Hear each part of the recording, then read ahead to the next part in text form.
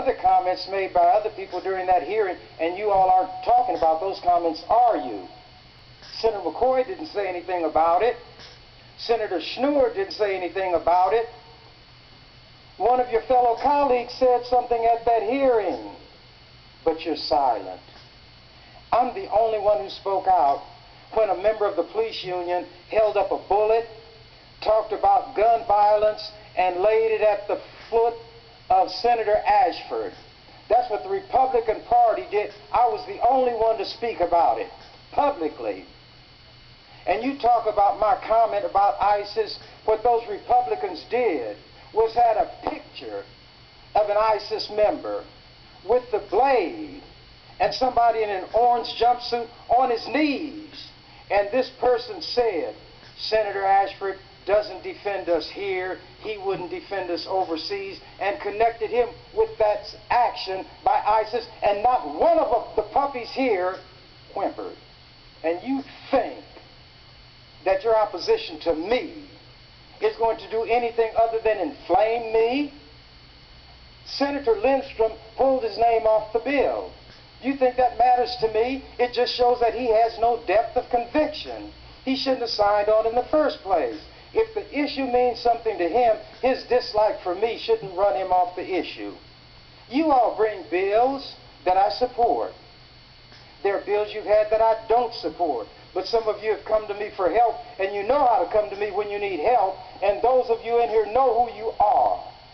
So I appreciate those few senators who acknowledge my right to speak, who said I shouldn't be piled on, but I'm used to it.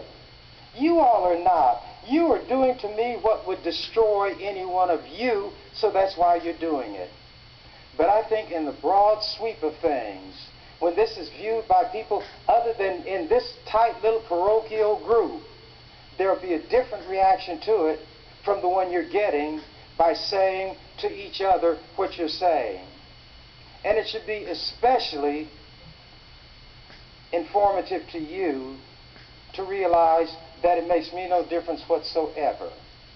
I'm not going to apologize. Why do you think I would apologize?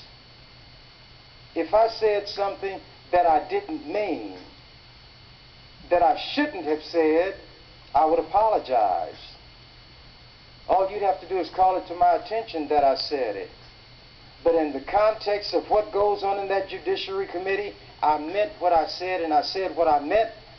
And I'm like Senator Kolowski in this respect. I don't have to prove myself to anybody. But for the record, I've had police officers who support me when I run for office. I've had state troopers tell me they don't understand why the State Patrol recruited that police officer, which you all don't know about and you don't even care, but I do.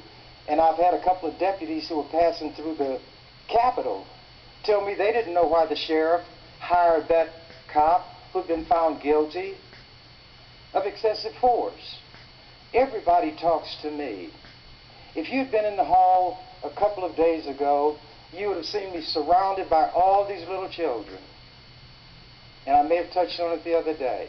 But what I didn't touch on is telling you I can get an idea of what the Pope feels like. These little children wanted me to touch them. They didn't want to leave. They were making so much noise, they were heard throughout areas of the first floor. And that happens regularly. So what difference does it make to me if people who don't like me anyway are going to express what they don't like?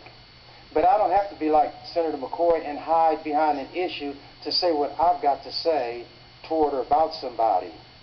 And I'm also not a lemming who jumps in line and follows along and will do things that contradict what I pretend to believe in, what I pretend to stand for. I will stand alone, and I don't mind it. I'm accustomed to it. I relish it. When you're in an environment in which you're comfortable, you thrive. And one of my favorite expressions is the louder the viper's hiss, the better I like it, because it shows I'm striking close to their nest.